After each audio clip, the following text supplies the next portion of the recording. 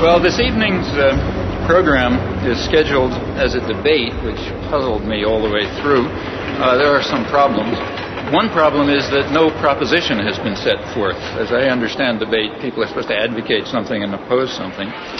Rather more sensibly, a topic has been proposed for discussion. The topic is manufacture of consent. It's somewhat unusual for a member of the government to debate with a professor in public. It hasn't happened in Holland before. I don't think it's often happens elsewhere.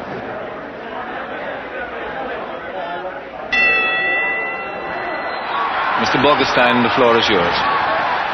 Now, we all know that a theory can never be established merely by examples. It can only be established by showing some internal inherent logic. Professor Chomsky has not done so. Professor Chomsky? He's quite right when he says you can't just pick examples. You have to do them in a rational way. That's why we compared examples. The truth is that things are not as simple as Professor Chomsky maintains. Another of Professor Chomsky's case studies concerns the treatment that Cambodia has received in the Western press. Here he goes badly off the rails. We didn't discuss Cambodia. We compared Cambodia with East Timor, two very closely paired examples. And we gave approximately 300 pages of detail covering this in Political Economy of Human Rights, including a reference to every article we could discover about Cambodia. Many Western intellectuals do not like to face the facts and balk at the conclusions that any untutored person would draw. Many people are very irritated by the fact that we exposed the extraordinary deceit over Cambodia and paired it with the simultaneous suppression of the U.S.-supported ongoing atrocities in Timor. People don't like that. For one thing, we were challenging the right to lie in defense of the state. For another thing, we were exposing the apologetics and support for actual ongoing atrocities. That doesn't make you popular. Where did he learn about the atrocities in East Timor or in Central America, if not in the same free press which he so derides? You can find out where I learned about them by looking at my footnotes. I learned about them from human rights reports, from church reports, from refugee studies, and extensively from the Australian press. There was nothing from the American press because it was silenced. Chairman, this is an attempt at intellectual intimidation. These are the ways of the bully. Professor Chomsky uses the oldest debating trick on record. He erects a man of straw and proceeds to hack away at him. Professor Chomsky calls this the manufacture of consent. I call it the creation of consensus.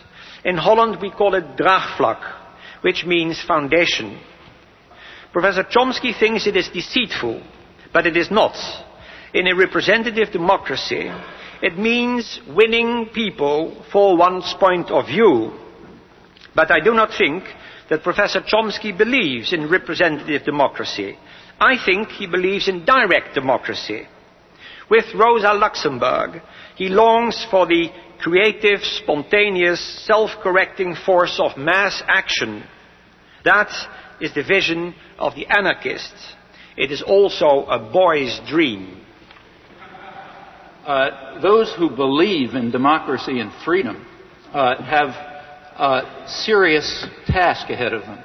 What they should be doing, in my view, is dedicating their efforts to helping the despised common people to struggle for their rights and to realize the democratic goals that constantly surface throughout history. They should be serving not power and privilege, but rather their victims.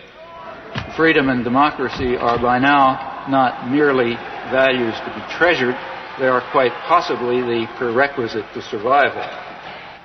It's a conspiracy theory, pure and simple. It is not borne out by the facts. Mr. Chairman, I have to go to Amsterdam. If you'll excuse me, I'm leaving.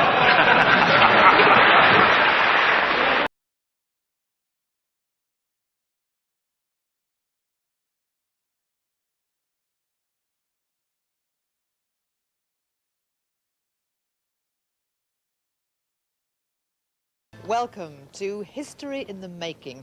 What you are about to see has never been attempted before. Hundreds of people from all over Britain have been brought together to tackle an issue of national importance, the crisis of rising crime. The politicians have failed to crack the problem, but can the people do any better? They've got just 2 days to do it, so they're going to have to work hard. They've come with their own ideas, of course, but they're going to be bombarded with new information, and cooped up with 300 plus strangers for a weekend guarantees the sparks will fly. But it's democracy in action, in a way that hasn't been tried before. They've got 48 hours to crack crime. I've got a busload who's been on the road since early in the morning. Our 300 were picked by random sampling from 40 different constituencies in England, Scotland and Wales by an independent survey organisation, SCPR. They come from many walks of life and represent every shade of opinion.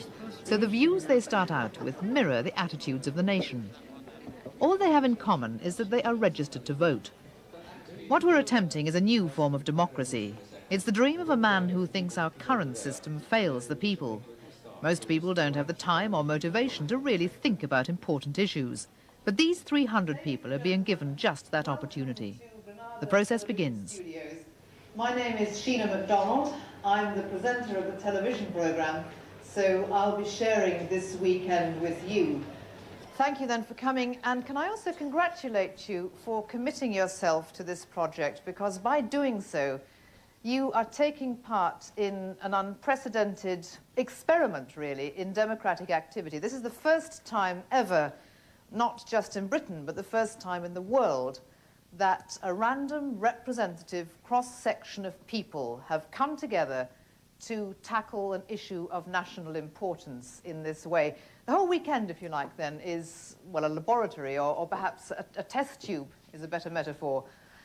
I'm going to hand you over to the man whose idea this is. He's been working on it for years. I know you know a little bit about this. He'll tell you more about it. All over the world, there's interest in this kind of democratic activity. You are the first people to turn this man's ideas into action. He's come all the way from Texas to be here this evening. I'll hand you over now to Professor Jim Fishkin. Jim. Thank you. You have won a lottery offering you the chance to do something historic. Nothing like this, as Sheena says, has actually been done before, or has been done for at least 2,400 years.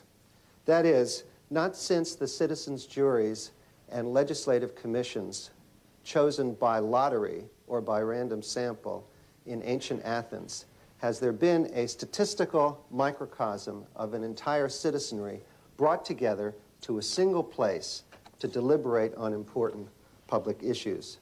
At the end, you tell us what you really think. And if you do that, we can set an example, I believe, for democracy all over the world. And it would be an example of a kind of democracy that brings power to the people, but under conditions where the people can think.